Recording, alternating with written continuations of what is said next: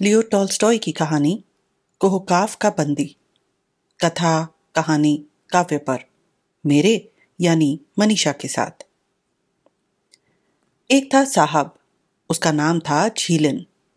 वह फौज में अफसर था और काकेशिया में तैनात था। एक दिन उसे घर से चिट्ठी मिली।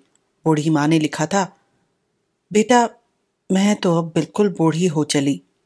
मरने से पहले बस बस एक बार अपनी आंख के तारे को देखना चाहती हूं। आजो बेटा, अपनी मां से विदा ले लो। मुझे दफना के फिर से फौज में नौकरी करने चले जाना। मैंने बहू भी देख रखी है। वह समझदार है, सुंदर है और अपनी जागीर भी है उसकी। तुम्हें पसंद आ जाए तो शादी ब्याह भी हो जाए, फिर तो फौज में लौटने की जरूरत ना रहे। झीलिन सोच में पड़ गया।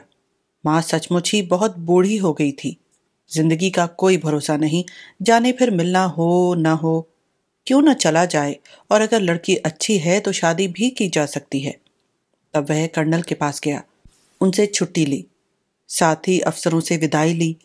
अपने सिपाहियों को 4 बाल्टियां वोदका दी और चलने को तैयार हो गया। कॉकेशिया में तब लड़ाई चल रही थी। रात हो या दिन, रास्ते पर चलना खतरे से खाली नहीं था। कोई रूसी पैदल या घोड़े पर ही किले से थोड़ी दूर निकल जाता तो तातार उसे पकड़कर मार डालते या पहाड़ों में ले जाते। सो यह कायदा था कि हफ्ते में 2 बार एक किले से दूसरे किले में गारत के साथ काफिला जाता था। आगे पीछे सिपाही चलते थे और बीच में लोग। गर्मियों के दिन थे। सुबह तड़के किले के बाहर काफिला जमा हो गया। गारत के सिपाही आए और सब चल दिए। झिलिन घोड़े पर जा रहा था और उसका सामान गाड़ी पर लदा हुआ काफिले के साथ आ रहा था। 18 मील का रास्ता था।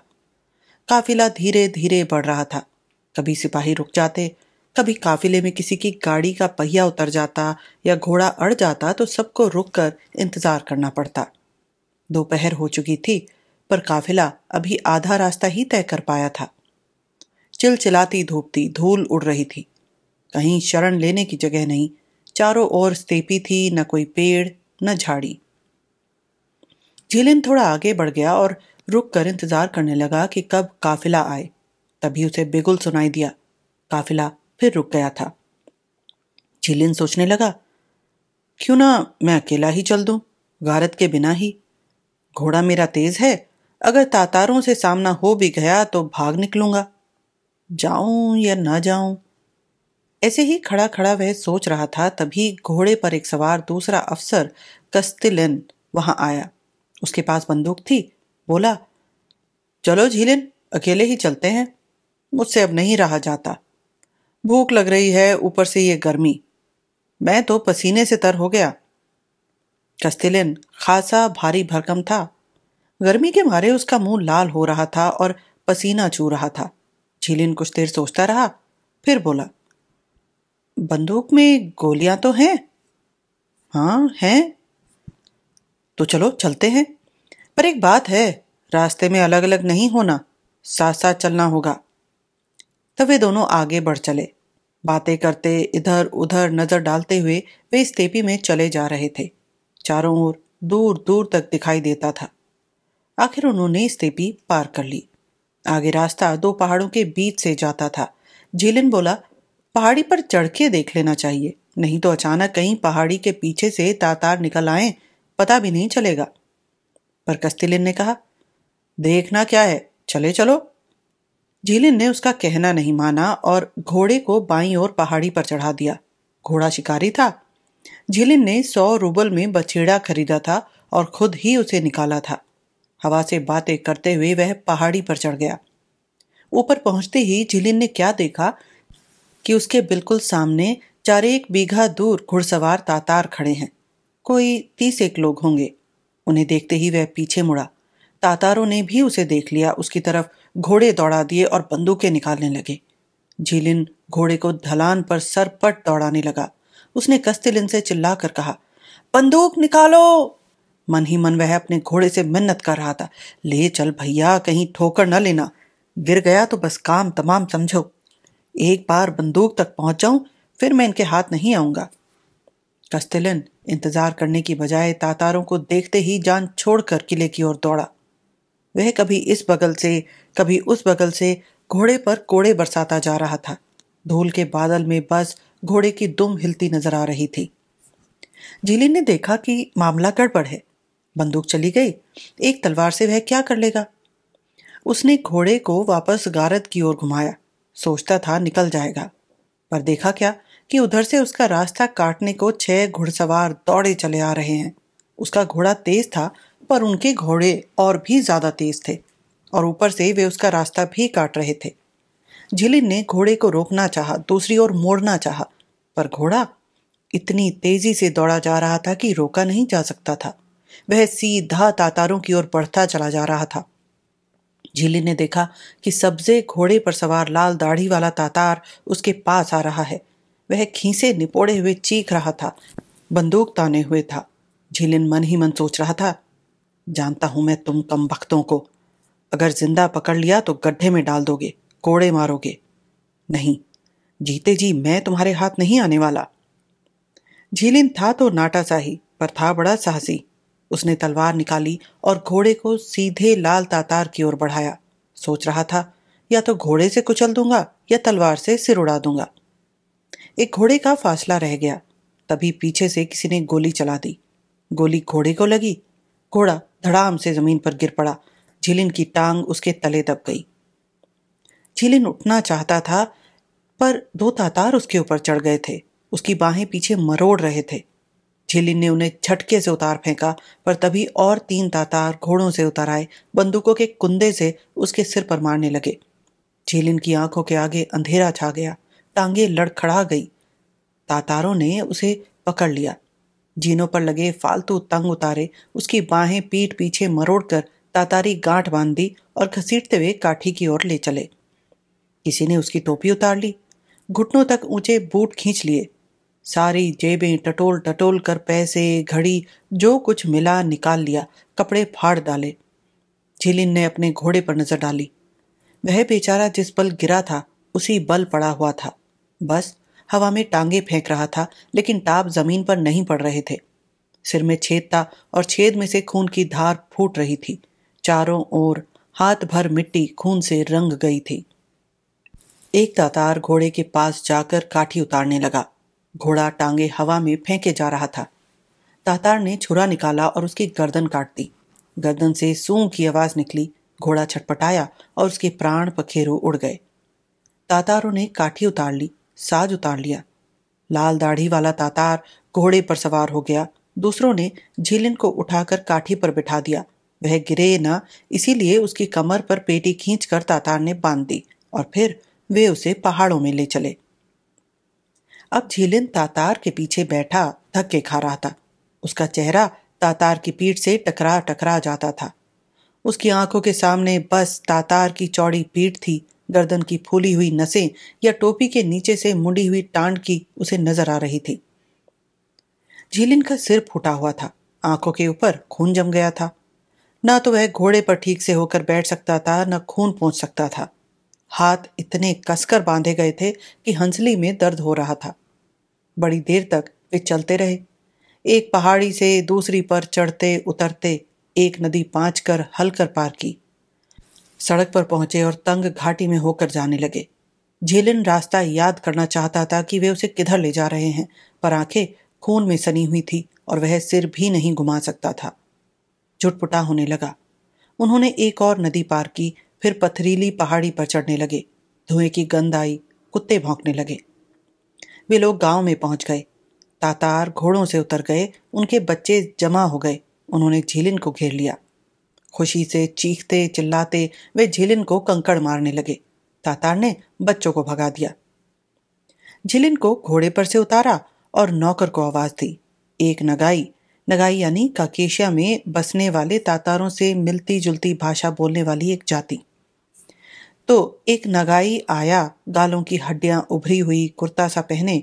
कुर्ता फटा हुआ था, सारी छाती उघड़ी हुई थी। तातार ने उसे कुछ कहा। नौकर बेड़ी लाया, बलूत की लकड़ी के 2 कुंदे, उन पर लोहे के कड़े लगे हुए। एक कड़े में कुंडा और ताला लगा हुआ था। झिलिन के हाथ खोलकर पैरों में बेड़ी चढ़ा दी और कोठरी में ले गया। उसे कोठरी में धकेल कर बाहर से दरवाजा बंद कर दिया। झिलिन गोबर पर गिरा। अंधेरे में टटोलते हुए उसने नरम जगह ढूंढी और लेट गया। उस रात झिलिन सो नहीं सका। रातें छोटी थी। उसने देखा दरार में उजाला हो रहा है। उठकर दरार के पास गया, कुरेदकर दरार बड़ी की और देखने लगा। दरार में से उसे सड़क दिखाई दे रही थी जो पहाड़ी के नीचे चली गई थी। दाईं ओर तातारों का घर था। उसके पास 2 पेड़ उग रहे थे। दहलीज पर काला कुत्ता लेटा हुआ था। बकरी मेमनों के साथ टहल रही थी। वे सब दुम हिला रहे थे। झिलिन ने देखा ढलान पर से जवान तातार औरत चढ़ी आ रही थी। वह रंग बिरंगी खुली कमीज और सलवार पहने हुए थी। पांवों में घुटनों तक ऊंचे बूट थे। सिर काफ्तान से ढका हुआ था और सिर पर टीन की झज्जर थी, पानी से भरी हुई। चलते हुए उसकी कमर लचक रही थी। सिर मुंडे लड़के की उंगली पकड़े उसे साथ लिए जा रही थी। लड़के ने बस एक कुर्ता ही पहन रखा था। पानी उठाए तातार औरत घर में चली गई। घर में से तातार निकला, वही कल वाला, लाल दाढ़ी वाला। उसने रेशमी अंगरखा पहन रखा था। कमरबंद पर चांदी के काम वाला खंजर लटक रहा था। बिना जुराबों के ही जूतियां पहन रखी थी।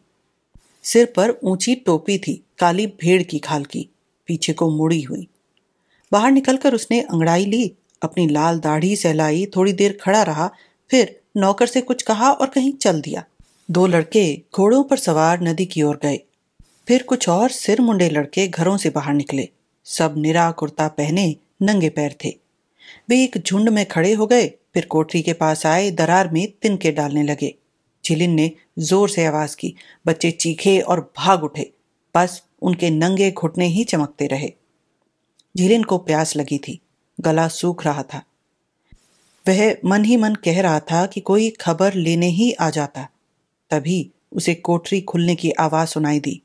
लाल तातार आया और उसके साथ एक काला तातार भी, उससे थोड़े छोटे कद का, आंखें काली काली, लाल लाल, छोटी सी छटी हुई दाढ़ी, चेहरे से खुश मिजाज लगता था, हंसता जा रहा था।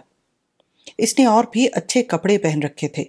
नीला अंगरखा जिस पर डोरियां लगी हुई थी, कमर पर चांदी के काम वाला खंजर लटक रहा था, पैरों में पतले चमड़े की लाल जूतियां पहने था, जरी के काम वाली, और उनके ऊपर मोटे जूते। सिर पर सफेद भेड़ की ऊंची टोपी। लाल तातार अंदर आया, कुछ बोला, मानो नाराज हो रहा हो, और भरेट का सहारा लेकर खड़ा हो गया, खंजर हिलाता हुआ और भौहें सिकोड़कर खूंखार भेड़िए की तरह झिलिन को देखने लगा। काला तातार बड़ा तेज था, लपकता हुआ चलता था। झिलिन के पास आ गया, उकड़ू होकर बैठ गया, खींचे निपोड़ ली।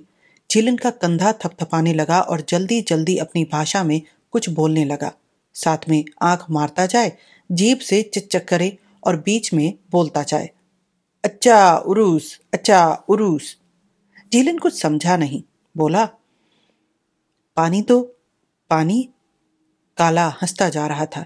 अच्छा उरूस, अपनी बोली में बोलता जा रहा था। झिलिन ने होठों और हाथों से दिखाया कि उसे प्यास लगी है।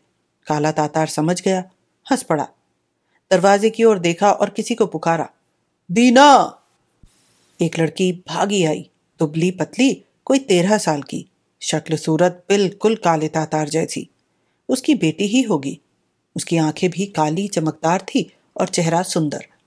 लंबी नीली कमीज पहने थी, चौड़ी बाहों वाली और कमरबंद के बिना। कमीज के दामन, छाती और बाजुओं पर लाल गोट लगी हुई थी। सलवार पहने थी, पैरों में पतली जूतियां और उनके ऊपर ऊंची एड़ी की दूसरी मोटी जूतियां। गले में 50 कोपे के रूसी सिक्कों की हम्बेल। सिर नंगा था, काली चोटी और चोटी में रिबन गुंथा हुआ। रिबन पर पतरियां और चांदी का रुबल लगा हुआ था। बाप ने उसे कुछ कहा, वह दौड़ी गई और फिर लौट आई। जस्ते की सुराही लाई, झिलिन को पानी दिया और खुद उसके सामने उकड़ू बैठ ऐसे गठरी बन गई कि कंधे घुटनों से नीचे हो गए। आंखें फाड़ फाड़ कर देखने लगी कि कैसे झिलिन पानी पी रहा है, मानो वह कोई जानवर हो। झिलिन ने उसे सुराही लौटाई। वह जंगली बकरे की तरह उछलकर पीछे हटी। उसका बाप भी हंस पड़ा। फिर उसे कहीं भेज दिया। उसने सुराही उठाई और दौड़ी गई। गोल पटरी पर फीकी रोटी लाई, फिर बैठ गई, गठरी बन गई। टकटकी लगाकर झिलिन को देखती रही। तातार चले गए, दरवाजा बंद कर गए। थोड़ी देर बाद नगाई आया, बोला, ए मालिक, ओ ओ। उसे भी रूसी नहीं आती थी, पर झीलिन समझ गया कि कहीं जाने को कह रहा है। झीलिन बेड़ी पहने चल दिया। लंगड़ाता जाए, पैर नहीं रखा जा रहा था, एक और को मुड़ मुड़ जाता था। झीलिन नगाई के पीछे पीछे बाहर निकला। देखा 10 घरों का गांव है और मीनार वाली मस्जिद। एक घर के पास 3 घोड़े खड़े थे, जीन कसे हुए। लड़कों ने लगामें पकड़ी रखी थी। उस घर से काला तातार निकला, हाथ हिलाने लगा कि झीलिन उधर आए। हंसता जा रहा था और अपनी बोली में कुछ बोल रहा था। फिर दरवाजे में घुस गया। झीलिन घर के अंदर गया। बैठक अच्छी थी, दीवारों पर चिकनी मिट्टी से पुताई की हुई थी। सामने की दीवार के आले में रंग बिरंगे तकियों का ढेर लगा हुआ था। अगल बगल कीमती कालीन टंगे हुए थे। कालीनों पर बंदूकें, पिस्तौलें, सब पर चांदी का काम। एक दीवार में फर्श के पास ही अंगीठी बनी हुई थी। फर्श भी मिट्टी का था, बिल्कुल साफ। सामने के सारे कोने में नमदा बिछा हुआ था। नमदे पर कालीन और उन पर परों के तकिए। कालीनों पर पतली जूतियां पहने तातार बैठे थे, काला, लाल और 3 मेहमान। सबकी पीठ पीछे मसनद तकिए थे। उनके सामने गोल पटरे पर बाजरे की टिक्कियां रखी थी और एक प्याले में पिघला हुआ मक्खन। सुराही में तातारों की बियर रखी थी, बूजा। वे हाथों से खा रहे थे, उंगलियां मक्खन में सनी हुई थीं। काला तातार खड़ा हो गया। झीलिन को एक और बिठाने को कहा, कालीन पर नहीं, नंगे फर्श पर। फिर से वह कालीन पर जा बैठा, मेहमानों को टिक्कियां और बूजा देने लगा। नौकर ने झीलिन को उसकी जगह पर बैठा दिया। खुद ऊपर के जूते उतारे, उन्हें दरवाजे के पास रखा जहां दूसरों के जूते भी रखे हुए थे, और मालिकों के पास नमदे पर बैठ गया। उन्हें खाते देखता रहा और लार टपकाता रहा। तातारों ने टिक्कियां खा ली। एक औरत आई, लड़की जैसी ही सलवार कमीज पहने, सिर पर कसाबा बांधे थी। वह मक्खन और टिक्कियां ले गई। लकड़ी की चलमची और पतली टोंटी वाली सुराही लाई। तातार हाथ धोने लगे, फिर घुटनों के बल बैठ गए, हाथ जोड़े, चारों ओर फूंक मारी और दुआ पढ़ी। आपस में बातें करने लगे। फिर मेहमानों में से एक तातार झीलिन की ओर मुड़ा और रूसी में बोलने लगा, तुझे काजी मोहम्मद ने पकड़ा है। लाल तातार की ओर इशारा किया। और अब्दुल मुराद को दे दिया। काले तातार को दिखाया। अब अब्दुल मुराद तेरा मालिक है। झीलिन चुपचाप बैठा रहा। अब्दुल मुराद बोलने लगा, बार बार झीलिन की ओर दिखाता रहा और हंसता रहा। बोला, उरूस सिपाही, अच्छा उरूस। दुभाषिया बोला, वह कहता है कि तू घर चिट्ठी लिख ताकि तेरे बदले पैसे भेजें। जब पैसे आ जाएंगे तो वह तुझे छोड़ देगा। झीलिन कुछ देर सोचता रहा, फिर बोला, कितने पैसे चाहता है? तातार बातें करने लगे। दुभाषिया बोला, 3000 सिक्के। नहीं, इतने में नहीं दे सकता, झीलिन ने जवाब दिया। अब्दुल उछल कर खड़ा हो गया, हाथ हिलाने लगा और झीलिन से कुछ कहने लगा। सोच रहा था कि वह समझ जाएगा। दुभाषी ने बताया, कितना देगा तू? झीलिन सोचता रहा, फिर बोला, 500 रूबल। सब तातार एक साथ जल्दी जल्दी बोलने लगे। अब्दुल लाल तातार पर चिल्लाने लगा, ऐसे जोर जोर से गिटपिट करने लगा कि मुंह से थूक निकलने लगी। लाल तातार बस आंखें सिकोड़ता रहा और जीभ से करता रहा। वे चुप हो गए तो दुभाषी ने कहा, मालिक के लिए 500 रूबल थोड़े हैं, उसने खुद तेरे बदले 200 दिए हैं। काजी मोहम्मद उसका कर्जदार था, उसने तुझे कर्जे के बदले लिया है। 3000 रूबल से कम नहीं हो सकता। नहीं लिखेगा तो तुझे गड्ढे में बिठा देंगे, कोड़ों से सजा मिलेगी। झीलिन ने मन ही मन सोचा, इनके आगे झुकने से तो और बुरा ही होगा। वह उठ खड़ा हुआ और कहने लगा, तू उससे कह दे कि अगर वह मुझे डराना चाहता है तो 1 कोपेक भी नहीं दूंगा और घर लिखूंगा भी नहीं। मैं तुम लोगों से न कभी डरा हूं और न डरूंगा। दुभाषी ने उसकी बात उन्हें बता दी। फिर सब एक साथ बोलने लगे। बड़ी देर तक गिटपिट करते रहे। फिर काला तातार उठा और झीलिन के पास आया। उससे कहने लगा, उरूस जिगीत, जिगीत उरूस। जिगीत का उनकी बोली में मतलब है बड़ा अच्छा है। तातार खुद हंसता जा रहा था। उसने दुभाषी से कुछ कहा और वह बोला, चल 1000 दे दे। झीलिन अपनी बात पर अड़ गया, 500 रूबल से ज्यादा नहीं दूंगा। अगर मार डालोगे तो कुछ भी नहीं पाओगे। तातारों ने आपस में बात की, नौकर को कहीं भेजा और खुद कभी झीलिन को कभी दरवाजे की ओर ताकने लगे। नौकर आया, उसके पीछे कोई मोटा सा आदमी चला आ रहा था, नंगे पैर, फटे हाल, उसकी पाँव में भी बेड़ियां थी।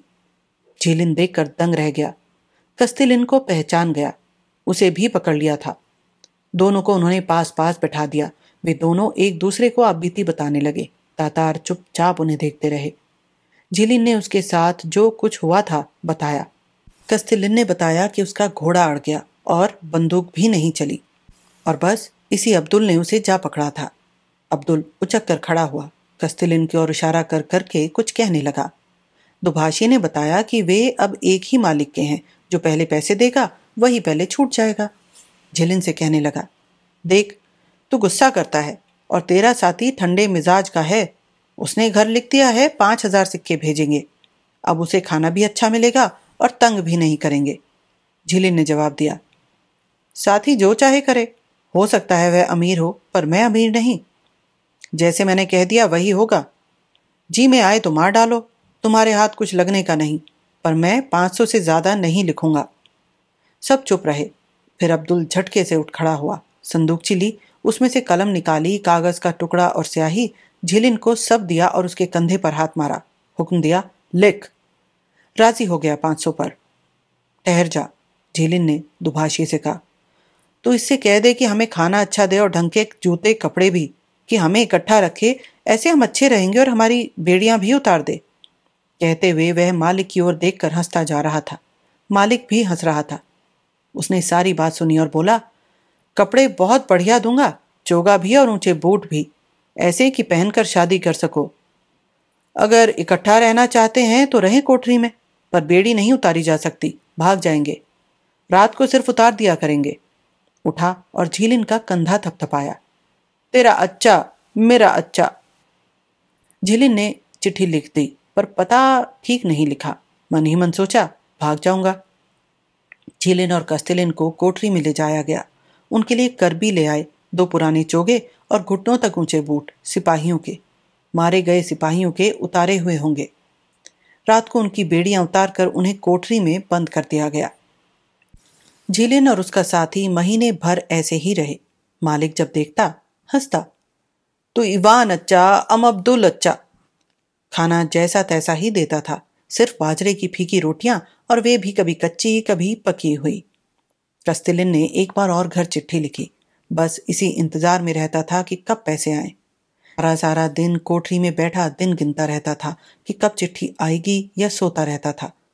झिलिन जानता था कि उसकी चिट्ठी घर तक नहीं पहुंचेगी और दूसरी चिट्ठी उसने लिखी नहीं। वह सोचता था, माँ के पास इतने पैसे कहाँ से आएंगे? वैसे ही मैं जो भेजता था उसी से उसकी गुजर होती थी। 500 रूबल जमा करने के लिए तो उसे कंगाल होना पड़ेगा।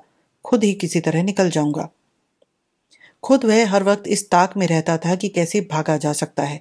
गांव में सीटी बजाता घूमता रहता, या बैठा बैठा कुछ बनाता रहता। कभी चिकनी मिट्टी से गुड़िया बना देता, कभी बेल की टहनियों से कोई चीज। झिलिन ऐसे काम करने में होशियार था। एक दिन उसने गुड़िया बनाई, छोटी सी नाक, बाहें और टांगे भी, तातारों जैसी ही कमीज, और छत पर उसे सुखाने को रख दिया। तातार लड़कियां पानी लेने चली। मालिक की बेटी दीना ने गुड़िया देख ली। दूसरी लड़कियों को बुलाया। सबने झज्जरें उतार कर रख दी, गुड़िया देखती जाएं और हंसती जाएं। झिलिन ने गुड़िया उतार कर उनकी ओर बढ़ाई। वे हंसती जाएं पर लेने की हिम्मत ना करें। गुड़िया वहीं रखकर वह कोठरी में चला गया। चुपके चुपके से देखने लगा कि अब क्या होगा। दीना दौड़ी दौड़ी आई, इधर उधर देखा, गुड़िया उठाई और भाग गई। अगले दिन सुबह उसने देखा कि दीना गुड़िया उठाए दहलीज पर आई। गुड़िया को उसने लाल चिथड़ों से सजा लिया था और अब बच्चे की तरह गोद में झुला रही थी। अपनी बोली में लोरी सुना रही थी। एक बुढ़िया बाहर निकली, उसे डांटने लगी। गुड़िया छीन कर तोड़ डाली और दीना को कुछ काम करने भेज दिया। झिलिन ने एक और गुड़िया बनाई, पहले से भी अच्छी, और दीना को दे दी। एक दिन दीना सुराही लेकर आई, उसके पास रख दी। बैठकर वह उसकी ओर देखने लगी। सुराही की ओर इशारा करके हंसती जाए। इतनी खुश क्यों हो रही है? झिलिन ने सोचा।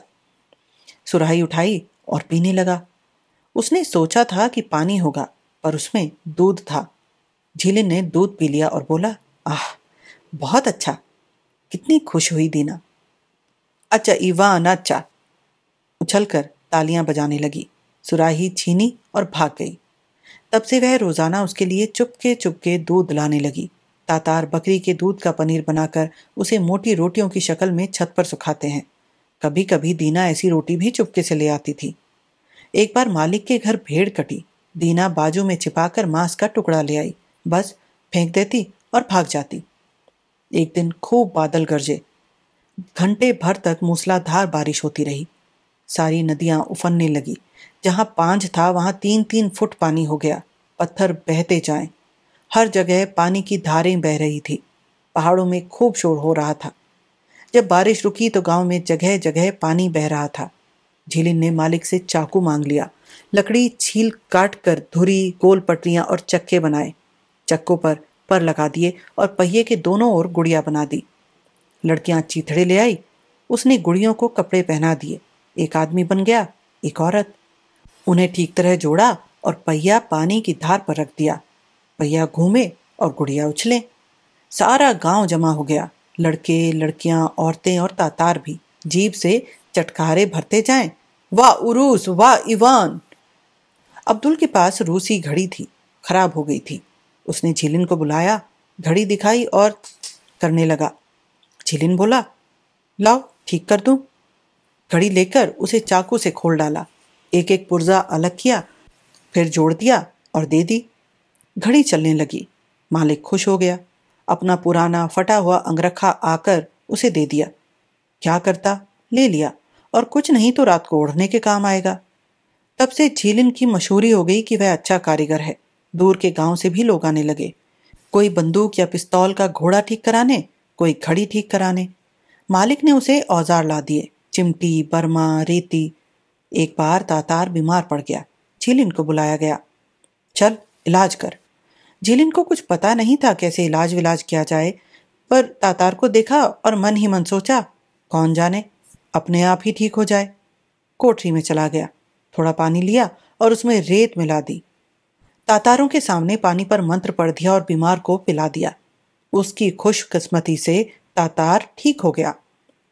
झीलिन उनकी बोली भी थोड़ी थोड़ी समझने लगा। जो तातार उसके कुछ आदी हो गए थे, उन्हें जब जरूरत पड़ती पुकारते, इवान इवान। कुछ ऐसे भी थे जो तिरछी नजरों से ऐसे देखते थे जैसे वह कोई जानवर हो। लाल तातार को झीलिन फूटी आंखों न सुहाता था। उसे देखते ही वह मुंह मोड़ लेता या गाली देता। एक और बूढ़ा था उनके यहाँ। वह गांव में नहीं रहता था, पहाड़ी के नीचे से कहीं से आता था। वह मस्जिद में नमाज पढ़ने जब भी आता तभी झिलिन उसे देखता। कद उसका छोटा था। टोपी पर सफेद दुपट्टा बांधा हुआ था। दाढ़ी और मूछें छटी हुई थी, बिल्कुल सफेद थी। चेहरा सारा झुर्रियों से भरा था और ईंट सा लाल। नाक उसकी बाज जैसी थी और आंखें सुरमई, कठोरता भरी। मुंह में बस 2 दांत रह गए थे। वह अपनी पगड़ी पहने बैसाखी का सहारा लिए चलता आता और खूंखार भेड़िए की तरह इधर उधर घूरता जाता। झीलिन को देखते ही गुर्राने लगता और मुंह मोड़ लेता। एक दिन झीलिन पहाड़ी उतर कर देखने गया कि बूढ़ा कहाँ रहता है। पगडंडी पर नीचे उतरा, देखा पत्थरों की बाड़ के पीछे बाग है। बाग में चेरी और दूसरे फलों के पेड़ लगे हुए हैं और बीच में सपाट छत वाला मकान। और पास गया, देखा पयाल के बने मधुमक्खियों के छत्ते रखे हुए हैं और मधुमक्खियां उड़ रही हैं, भिन भिना रही हैं। बूढ़ा घुटनों के बल खड़ा छत्ते के पास कुछ कर रहा है। झीलिन ने उचक कर देखना चाहा। बेड़ी की आवाज हुई। बूढ़े ने पलट कर देखा और चीख उठा। कमरबंद से पिस्तौल निकाली और झीलिन पर गोली चला दी। झीलिन मुश्किल से पत्थर के पीछे झुक पाया। बूढ़े ने आकर मालिक से शिकायत की। मालिक ने झीलिन को बुलाया, हंसते हंसते पूछा, तो क्यों गया था इसके घर? मैंने इसका कुछ बिगाड़ा नहीं, मैं तो बस देखना चाहता था ये कैसे रहता है। मालिक ने बूढ़े को बताया। बूढ़ा गुस्से से लाल पीला होता जाए, गिटपिट करता जाए, नुकीले दांत बाहर निकल आए, झिलिन की ओर हाथ झटकाता जाए। झिलिन सारी बात तो नहीं समझा, पर इतना समझ गया कि बूढ़ा मालिक को कह रहा, रूसियों को मार डालो, गांव में मत रखो, और फिर बूढ़ा चला गया। झिलिन मालिक से पूछने लगा, कौन है यह बूढ़ा? मालिक ने बताया, यह बहुत बड़ा आदमी है, बड़ा शूरवीर था यह। इसने बहुत सारे रूसियों को मारा है। खूब अमीर था। 3 बीवियां थी इसकी और 8 बेटे। सब एक ही गांव में रहते थे। रूसी आए, उन्होंने गांव तबाह कर दिया। 7 बेटों को मार डाला। एक बेटा बच गया, वह रूसियों से जा मिला। बूढ़े ने भी जाकर अपने आप को रूसियों के सुपुर्द कर दिया। 3 महीने उनके पास रहा, वहां अपने बेटे को ढूंढ लिया, उसे मार डाला और भाग गया। तब से इसने लड़ना छोड़ दिया। मक्का गया हज करने, इसलिए वह पगड़ी पहनता है। उसे तुम रूसी अच्छे नहीं लगते। वह कहता है कि मैं तुझे मार डालूं, पर मैं मार नहीं सकता। मैंने तेरे बदले पैसे दिए हैं। और तू तो इवान मुझे अच्छा लगने लगा है। तुझे मारना तो क्या, मैं तुझे छोड़ूं भी नहीं, पर मैंने वचन दिया है। वह हंसने लगा और रूसी में बोला, तू इवान अच्छा, अब्दुल अच्छा। इसी तरह महीना और बीत गया। झिलिन दिन में गांव में घूमता रहता या कुछ बनाता रहता। रात पड़ती, गांव में सन्नाटा हो जाता तो वह कोठरी में जमीन खोदने लगता। पत्थरों के कारण खोदना मुश्किल था, पर वह रेती से पत्थर रगड़ता था और अब दीवार तले इतना बड़ा छेद कर लिया था कि उसमें से निकला जा सकता था। वह सोचता रहता, अब बस किसी तरह इस जगह का ठीक से पता चल जाए कि किधर जाना चाहिए, पर तातार कुछ बताते ही नहीं। आखिर उसने ऐसा मौका देखा जब मालिक कहीं गया हुआ था। दोपहर में गांव के बाहर पहाड़ी पर जाने लगा। वहां से सारी जगह देखना चाहता था। मालिक जब घर से जा रहा था तो छोटे बेटे से कह रहा था कि झीलिन पर नजर रखे। लड़का झीलिन के पीछे दौड़ा, चिल्लाया, नहीं जाओ उधर, अब्बा ने मना किया है, नहीं तो अभी मैं लोगों को बुला लूंगा। झीलिन उसे मनाने लगा, बोला, मैं दूर नहीं जाऊंगा, बस उस पहाड़ी पर मुझे एक बूटी ढूंढनी है, तुम्हारी लोगों के इलाज के लिए। चल मेरे साथ, बेड़ी पहने हुए मैं भाग थोड़े ही जाऊंगा। कल मैं तेरे लिए तीर कमान बना दूंगा। छोटा मान गया और फिर चल दिए। पहाड़ी देखने में तो पास ही थी, पर बेड़ी पहनकर चलना बड़ा मुश्किल था। चलता गया और जैसे तैसे चढ़ ही गया। झिलिन बैठ गया और जगह देखने लगा। दोपहर में जहां सूरज होता है उस ओर कोठरी के पीछे तंग घाटी थी। उसमें घोड़े चल रहे थे और नीचे एक दूसरा गांव दिख रहा था।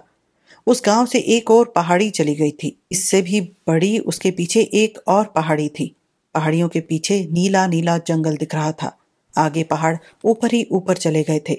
सबसे ऊपर थे हिमाच्छादित पर्वत। टोपी सा एक हिम पर्वत सबसे ऊंचा था। सूर्योदय और सूर्यास्त की ओर भी ऐसे ही पहाड़ थे। कहीं कहीं दर्रों में गांव का धुआं उठ रहा था। अच्छा, तो यह सब तो इनका ही इलाका है, झिलिन ने सोचा, और वह रूसी इलाके की ओर देखने लगा। नीचे नदी थी और गांव जहां से वह आया था चारों ओर बाग लगे हुए थे। नदी किनारे गुड़ियों सी लग रही औरतें कपड़े धो रही थी। गांव के पीछे थोड़ी नीचे को एक पहाड़ी और उसके पीछे 2 पहाड़ियां, उन पर जंगल था। 2 पहाड़ियों के बीच धुंधला सा सपाट मैदान नजर आ रहा था और उस मैदान में बहुत दूर मानो धुआं फैल रहा था। झिलिन यह याद करने लगा कि जब वह किले में रहता था तो सूरज किधर से निकलता था और किधर डूबता था। उसने देखा ठीक उसी घाटी में किला होना चाहिए। इन दोनों पहाड़ियों के बीच ही भागना चाहिए। सूरज डूबने लगा। सफेद पहाड़ लाल हो गए। नीचे की पहाड़ियों में अंधेरा छा गया। तंग घाटियों में से कोहरा उठने लगा और वह बड़ी घाटी जिसमें किला होना चाहिए सूर्यास्त की किरणों से आग की तरह चमक उठी। झिलिन गौर से देखने लगा। घाटी में डोलायमान सा कुछ दिख रहा था, मानो चिमनी से उठता धुआं हो। उसका मन कहता था बस यही रूसी किला हो। देर हो गई थी। मुल्ला की अजान सुनाई दी। मवेशी लौट रहे थे, गायें रंभा रही थीं। लड़का कई बार घर चलने को कह चुका था, पर झिलिन का जाने को मन ही नहीं हो रहा था। वे घर लौट आए। झिलिन सोच रहा था, अब जगह का पता चल गया, भागना चाहिए। वह उसी रात भागना चाहता था। रातें अंधेरी थी, कृष्ण पक्ष था, पर बदकिस्मती से शाम तक तातार लौट आए। कई बार ऐसा होता था कि वे लौटते तो अपने साथ मवेशी खदेड़ कर लाते, हंसते गाते आते, पर इस बार कुछ नहीं लाए। बस एक काटी पर मारे गए तातार को लाए। वह लाल दाढ़ी वाले का भाई था। सब जले भुने लौटे थे, दफनाने के लिए जमा हुए। झिलिन भी बाहर निकल कर देखने लगा। तातारों ने मुर्दे को कफन में लपेट दिया। ताबूत के बिना ही गांव के बाहर चिनार के पेड़ों तले ले जाकर घास पर लिटा दिया। मौलवी आया। बूढ़े जमा हुए, टोपियों पर दुपट्टे बंधे हुए, जूते उतारकर मुर्दों के सामने घुटनों के बल बैठ गए। आगे मौलवी, पीछे 3 बूढ़े पगड़ी बांधे पास पास ही, और उनके पीछे बाकी तातार बैठकर सिर नीचे झुका लिए और काफी देर तक चुपचाप बैठे रहे। मौलवी ने सिर उठाया और बोला, अल्लाह। यही एक शब्द कहा और फिर सिर झुका लिया। देर तक चुप बैठे रहे, जरा भी हिले डुले नहीं। फिर मौलवी ने सिर उठाया, अल्लाह। सब बोले अल्लाह और फिर चुप हो गए। मुर्दा घास पर रखा हुआ था और वे भी मुर्दों की तरह बैठे थे। कोई भी जरा सा हिलता डुलता न था। बस चिनार की पत्तियों की खड़खड़ाहट ही सुनाई दे रही थी। फिर मौलवी ने दुआ पढ़ी। सब उठे, मुर्दे को उठाया और ले चले। एक गड्ढे के पास लाए। गड्ढा मामूली नहीं था। जमीन के नीचे तहखाने की तरह बगली बनी हुई थी। तातारों ने मुर्दे को बगलों और जांघों से पकड़कर उठाया, मोड़ दिया, हौले से नीचे किया और बैठे हुए को जमीन के नीचे घुसा दिया और उसके हाथ पेट पर टिका दिए। नगाई हरे सरकंडे लाया। गड्ढे में उन्होंने सरकंडे रखे और ऊपर से जल्दी जल्दी मिट्टी डाल दी और बराबर कर दी। मुर्दे के सिर की ओर एक पत्थर खड़ा करके लगा दिया, जमीन को दबाया और फिर से कब्र के सामने बैठ गए। काफी देर तक चुप बैठे रहे। अल्लाह अल्लाह। गहरी सांस ली और उठ गए। लाल दाढ़ी वाले ने बूढ़ों को पैसे दिए, फिर उठा, कोड़ा लिया, 3 बार अपने माथे पर मारा और घर चल दिया। अगले दिन सुबह झिल्ली ने देखा कि लाल दाढ़ी वाला घोड़ी को गांव के बाहर ले जा रहा था और 3 तातार उसके पीछे पीछे जा रहे थे। गांव के बाहर पहुंचकर लाल तातार ने अंगरखा उतारा, कमीज की बाहें ऊपर चढ़ाई, मोटे तगड़े बाजू थे उसके। खंजर निकाला, पत्थर पर धार तेज की। तातारों ने घोड़ी का सिर ऊपर उठाया। लाल दाढ़ी वाले ने आकर घोड़ी की गर्दन काट दी, घोड़ी को गिरा दिया और उसे चीरने लगा। अपनी विशाल मुट्ठियों से खाल उतारता जाए। औरतें लड़कियां आई, घोड़ी की अंतड़ियां धोने लगी। फिर घोड़ी के टुकड़े घर में ले गए और सारा गांव शोक मनाने लाल तातार के यहाँ जमा हुआ। 3 दिन तक वे घोड़ी का गोश्त खाते रहे और बूजा पीते रहे। सारे तातार घर पर ही रहे। चौथे दिन झिली ने दोपहर को देखा कि कहीं जाने की तैयारियां हो रही हैं। घोड़े लाए गए, उन पर साज कसा गया और कोई 10 लोग चल दिए। लाल दाढ़ी वाला भी चला गया, पर अब्दुल घर पर ही रहा। चांद भी चढ़ती कला में ही आया था। रातें अंधेरी ही थी। बस आज भाग लेना चाहिए, झिली ने सोचा और कस्तिलन से कहा, पर वह डरने लगा। भागेंगे कैसे? हमें तो रास्ते का भी नहीं पता। मैं जानता हूं रास्ता।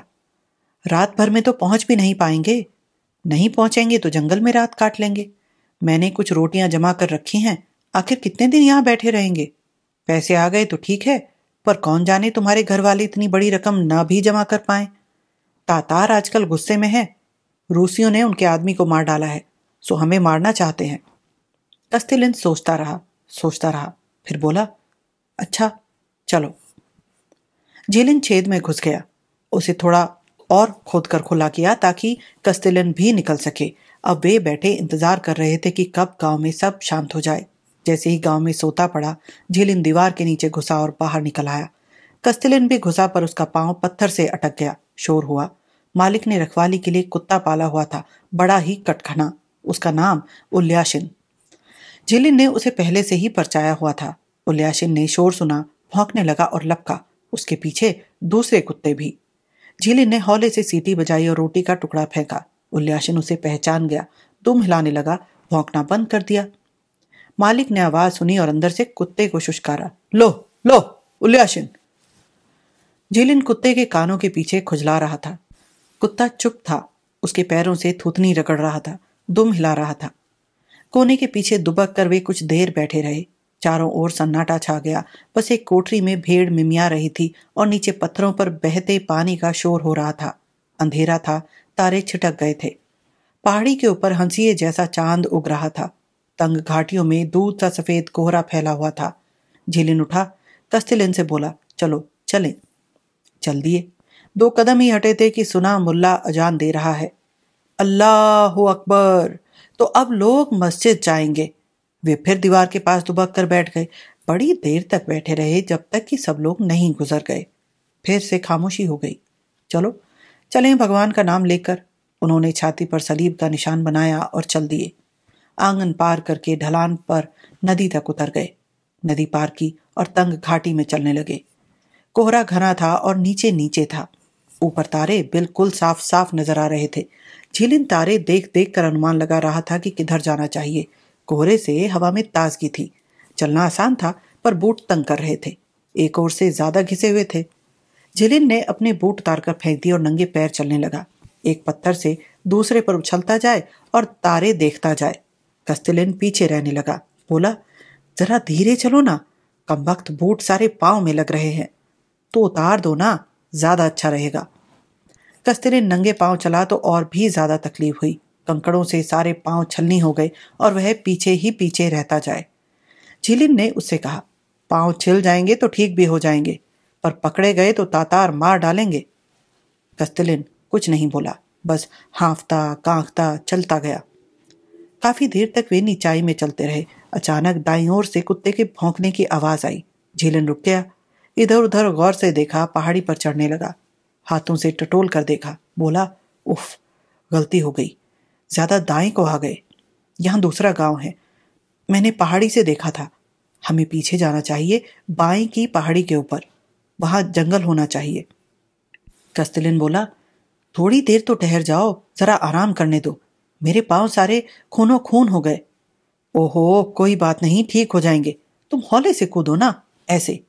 और झिलिन पीछे बाईं ओर दौड़ने लगा, ऊपर पहाड़ी पर जंगल में चला। कस्तिलिन आहें भरता जाए और पीछे छूटता जाए। झिलिन उसे झिड़कता और खुद चलता जाता। आखिर वे पहाड़ी पर चढ़ गए। वहां सचमुच ही जंगल था। जंगल में घुसे तो कांटों से सारे कपड़े फट गए। जंगल में उन्हें रास्ता मिला, वे उस ओर चल दिए। ठहरो, रास्ते पर टाप सुनाई दी। वे रुक गए और कान लगाकर सुनने लगे। घोड़े की टाप सुनाई दी और रुक गए। वे चल दिए तो फिर टाप सुनाई दी, वे रुक जाएं तो वह भी रुक जाए। झिलिन रेंग रेंग कर पास गया।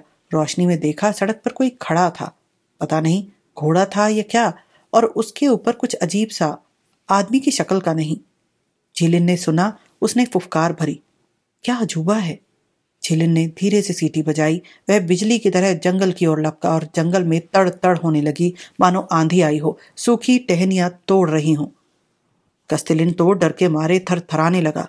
झिलिन हंसता जाए, बोला, अरे ये तो बारहसिंगा था, सुन रहे हो कैसे सींगों से टहनियां तोड़ता जा रहा है। हम उससे डर रहे थे और वह हमसे। आगे चल दिया। उजाला होने में ज्यादा देर न थी, पर उन्हें यह पता न था कि वे ठीक दिशा में जा रहे हैं या नहीं। झिलिन को लग रहा था कि इसी रास्ते उसे यहाँ लाया गया था और किला यहाँ से कोई 7 मील दूर होगा, पर कोई पक्की निशानी न थी और रात को पता भी तो नहीं चल सकता। ऐसे ही चलते चलते वह एक छोटे से मैदान तक पहुंचे। कस्तिलिन बैठ गया और बोला, तुम जो चाहो करो, पर मैं तो नहीं पहुंच पाऊंगा, टांगे नहीं चलती। झिलिन उसे मनाने लगा, नहीं नहीं पहुंच पाऊंगा, नहीं चला जाता, वह बोला। झिलिन को गुस्सा आ गया। उसने थू किया और कस्तिलिन को फटकारा, ठीक है, मैं अकेला चला जाऊंगा, बैठे रहो यहीं। कस्तिलिन उठा और चल दिया। कोई 3 मील तक वे चलते गए। जंगल में कोहरा और भी ज्यादा घना था, सामने कुछ दिखाई नहीं देता था, तारे भी जरा जरा ही दिख रहे थे। सहसा उन्हें आगे से घोड़े की टाप सुनाई दी। नाल के पत्थरों से टकराने की आवाज आ रही थी। झिलिन पेट के बल लेट गया और जमीन को कान लगाकर सुनने लगा। हाँ, इधर ही कोई घुड़सवार आ रहा है। वे रास्ते से उतरकर झाड़ियों में छिप गए और इंतजार करने लगे। झिलिन रेंग कर रास्ते के पास गया। देखा, घुड़सवार तातार आ रहा है, गाय ला रहा है, गुनगुनाता जा रहा है। तातार गुजर गया। झिलिन कस्तिलिन के पास लौट आया। बचा लिया भगवान ने, उठो चलें। कस्तिलिन उठने को हुआ पर गिर गया। नहीं चल सकता, हे भगवान, नहीं चल सकता मैं, हिम्मत नहीं रही। वह भारी भरकम आदमी था, पसीना आ गया था और यहाँ जंगल में ठंडा कोहरा था, पांव भी फट गए थे, इसीलिए वह निढाल हो गया था। झिलिन जोर लगाकर उसे उठाने लगा तो वह चिल्ला पड़ा, दर्द होता है। झिलिन की बस जान सूख गई। चिल्लाते क्यों हो, तातार पास ही है, सुन लेगा तो। मन ही मन सोचने लगा, यह सचमुच ही टूट गया है, क्या करूं मैं इसका, साथी को छोड़कर जाना तो ठीक नहीं है। फिर बोला, अच्छा उठो, मेरी पीठ पर बैठ जाओ, चल नहीं सकते तो मैं उठा ले चलूंगा। उसने कस्तिलिन को पीठ पर बैठाया, जांघों तले से उसे पकड़ लिया और रास्ते पर आकर आगे चलने लगा। अरे भगवान के वास्ते मेरा गला तो मत दबाओ, कंधों से पकड़े रखो। झिलिन को बड़ी मुश्किल हो रही थी। उसके पांव भी खूनो खून थे और वह थक भी गया था। वह नीचे झुकता, कस्तिलिन को उछालता ताकि वह पीठ पर ऊपर को बैठा रहे और आगे पांव घसीटने लगता। तातार ने कस्तिलिन के चिल्लाने की आवाज सुन ली थी। झिलिन ने सुना पीछे से कोई घोड़े पर आ रहा है, अपनी बोली में कुछ चिल्ला रहा है। झिलिन झाड़ियों की ओर लपका। तातार ने बंदूक निकाली, गोली चलाई, निशाना ठीक नहीं बैठा। अपनी बोली में चीख कर उसने कुछ कहा और घोड़ा वापस दौड़ा ले गया। झिलिन बोला, बस भाई, अब हम गए।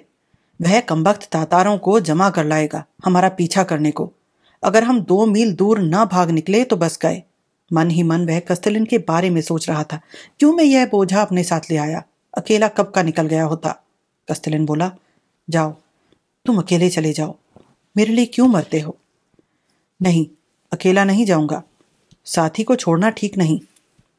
फिर से उसने कस्तिलिन को पीठ पर लादा और चल दिया। इस तरह वह कोई 5 मील चला होगा। जंगल ही जंगल जा रहा था। जंगल का अंत न दिखता था। कोहरा छटने लगा और मानो बादल छाने लगे। तारे दिखाई नहीं दे रहे थे। झिलिन का बुरा हाल हो रहा था। आखिर एक जगह पहुंचे। सड़क किनारे चश्मा था। वह रुक गया। कस्तिलिन को उतार दिया।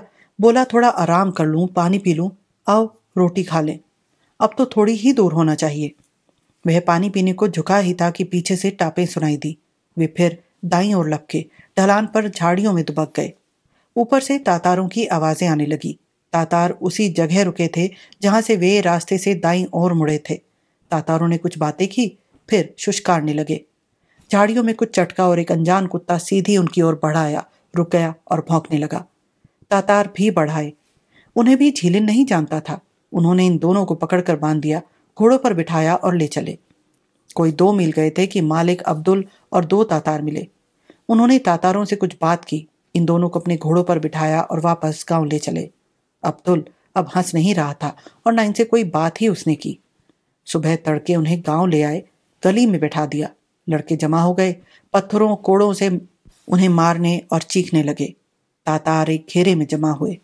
पहाड़ी के नीचे से वह बूढ़ा भी आया, बातें करने लगा।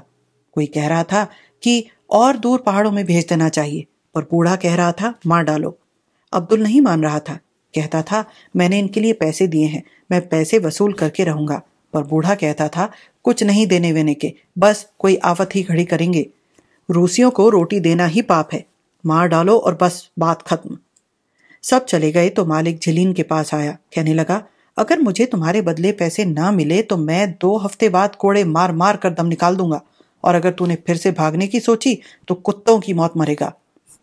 चिट्ठी लिख और अच्छी तरह लिख। नौकर ने उन्हें कागज ला कर दिया। उन्होंने चिट्ठियां लिख दी। उन्हें बेड़ियां पहनाकर तातार मस्जिद के पार ले गए। वहां एक गड्ढा था, कोई 12 फुट गहरा। उन्हें वहां गड्ढे में उतार दिया गया। अब उनका जीना बिल्कुल दूभर हो गया। बेड़ियां उतारी नहीं जाती थी और बाहर भी नहीं निकला जा सकता था। गड्ढे में ही उन्हें कच्ची रोटियां फेंक दी जाती थी, कुत्तों की तरह, और रस्सी से सुराही में पानी उतार देते थे। गड्ढे में बदबू, उमस और सीलन थी। कस्तिलिन तो बिल्कुल ही बीमार पड़ गया, फूल गया, सारे शरीर में टूटन होने लगी। वह कराहता रहता या सोता रहता। झिलिन भी गुमसुम हो गया। देख रहा था मामला बिल्कुल बिगड़ गया। कुछ समझ नहीं पा रहा था कि कैसे यहां से निकला जाए। वह जमीन खोदने लगा, पर मिट्टी फेंकने की कोई जगह न थी। मालिक ने देख लिया और मार डालने की धमकी दी। एक दिन जब गड्ढे में उकड़ू बैठा था, आजाद जिंदगी के बारे में सोचकर उदास हो रहा था, अचानक सीधे उसके घुटनों पर एक रोटी आ गिरी, फिर दूसरी और चेरियां भी गिरी। ऊपर देखा तो वहां दीना बैठी थी। दीना उसकी ओर देखकर हंसी और भाग गई। झिलिन सोचने लगा, शायद दीना कुछ मदद कर दे। पर अगले दिन दीना नहीं आई। झिलिन को घोड़ों की टाप सुनाई दी। कुछ लोग गुजरे और फिर तातार मस्जिद के पास जमा हो गए। वह चिल्ला रहे थे, बहस कर रहे थे, रूसियों का जिक्र कर रहे थे। बूढ़े की आवाज भी झिलिन को सुनाई दी। ठीक ठीक तो उसकी समझ में नहीं आया, पर हाँ इतना पता चला कि शायद रूसी कहीं पास ही आ गए हैं और तातारों को डर है कि कहीं गांव में ना आ जाएं, और वे यह तय नहीं कर पा रहे थे कि बंदियों का क्या करें। बातें करके सब चले गए। सहसा झिलिन ने सुना ऊपर कुछ सरसराहट हुई। देखा, दीना बैठी थी। घुटने सिर से ऊपर दिख रहे थे। नीचे झुक गई। हम्बेल के सिक्के लटक रहे थे, गड्ढे के ऊपर हिल रहे थे, आंखें तारों सी चमक रही थी। बाजू में से पनीर की 2 रोटियां निकाली और फेंक दी। झिलिन ने ले ली और बोला, आई क्यों नहीं इतनी देर तक?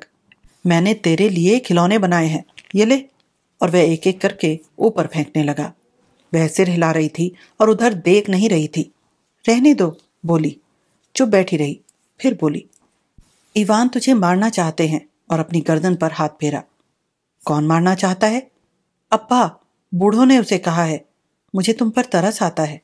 तब झीलिन ने कहा, अगर तुझे तरस आता है तो तू मुझे बल्ली ला दे। उसने सिर हिला दिया कि नहीं हो सकता। उसने हाथ जोड़े। दीना बच्ची, ला देना। नहीं ला सकती, वह बोली। देख लेंगे, सब घर पर हैं। और चली गई। शाम हो गई। झीलिन बैठा सोच रहा था अब क्या होगा। रह रह कर वह ऊपर देखता, तारे दिख रहे थे, पर चांद अभी नहीं निकला था। मुल्ला ने अजान दी।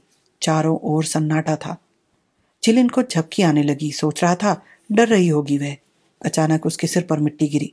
ऊपर देखा, बल्ली गड्ढे के दूसरे सिरे पर अटक रही थी, फिर नीचे आने लगी। झीलिन खुश हो गया। हाथ बढ़ाकर बल्ली पकड़ ली, नीचे उतार ली। बल्ली मजबूत और लंबी थी। उसने मालिक की छत पर पहले भी वह बल्ली रखी देखी थी। ऊपर देखा, तारे चिटक गए थे और गड्ढे के ऐन ऊपर अंधेरे में दीना की आंखें बिल्ली की आंखों सी चमक रही थी। वह गड्ढे के सिरे पर झुक गई और फुसफुसाई, इवान, इवान। खुद मुंह के पास हाथ हिलाती जाए कि धीरे बोल। क्या? झिलिन बोला। सब चले गए, बस 2 जने घर पर हैं। झिलिन बोला, चल कस्तिलिन, चलें, आखिरी बार कोशिश करते हैं। मैं तुझे पीठ पर बैठा लूंगा। कस्तिलिन कुछ सुनना ही न चाहता था। नहीं, मेरी किस्मत में यहां से निकलना नहीं लिखा। कहाँ जाऊंगा मैं? करवट तक तो ली नहीं जाती। अच्छा, तो भूल चूक माफ करना। दोनों ने एक दूसरे को चूमा। झिलिन ने बल्ली पकड़ ली। दीना से कहा कि संभाले रखे और ऊपर चढ़ने लगा। 2 बार उसका हाथ छूटा। बेड़ी तंग कर रही थी। कस्तिलिन ने उसे सहारा दिया। जैसे तैसे वह ऊपर चढ़ गया। दीना अपने दुबले हाथों से उसे कमीज पकड़कर खींच रही थी, हंस रही थी। झिलिन ने बल्ली निकाली और बोला, जा, इसे वापस रखा। किसी ने देख लिया बल्ली नहीं है तो तुझे मार डालेंगे। वह बल्ली ले चली। झिलिन पहाड़ी उतरने लगा। ढलान से उतरकर नुकीला पत्थर उठाया और बेड़ी का ताला निकालने की कोशिश करने लगा। ताला मजबूत था, टूटता ही न था, और हाथ भी तो ठीक से नहीं बैठता था। पहाड़ी से किसी के दौड़ने, हौले से कूदने की आवाज आई। उसने सोचा दीना ही होगी। दीना आई, पत्थर उठाया और बोली, लाओ, मैं करती हूं। घुटनों के बल बैठकर ताला तोड़ने लगी, पर हाथ तो दुबले पतले थे, जरा भी ताकत नहीं। उसने पत्थर फेंक दिया और रो पड़ी। झिलिन फिर से ताला तोड़ने की कोशिश करने लगा। दीना उसके पास पंजों के बल बैठ गई, उसका कंधा पकड़ लिया। झिलिन ने मुड़कर देखा। बाईं ओर पहाड़ी के पीछे लाली छा गई थी। चांद उग रहा था।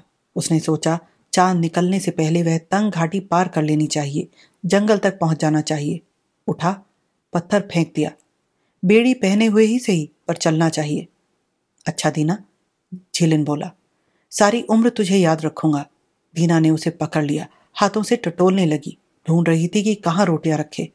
उसने रोटियां ले ली। बोला, जीती रह बच्ची, कौन तुझे अब गुड़ियां बना के देगा? और उसका सिर सहलाया। दीना के आंसू फूट पड़े। उसने मुंह हाथों से ढांप लिया और पहाड़ी पर दौड़ गई। बकरी की तरह फुदकती जा रही थी। अंधेरे में से उसकी चोटी में उलझ रहे सिक्कों की खनक ही आ रही थी। झिलिन ने सलीब का निशान बनाया, हाथ से बेड़ी का ताला पकड़ा ताकि वह खड़खड़ाए ना, और रास्ते पर चल दिया। बड़ी मुश्किल से पैर घसीटते हुए झिलिन उधर आसमान की ओर देखता जा रहा था, जिधर चांद निकल रहा था। उसने रास्ता पहचान लिया। अगर सीधे चला जाए तो कोई 5 मील का फासला है। अब चांद निकलने से पहले जंगल पहुंच जाना चाहिए। उसने नदी पार की।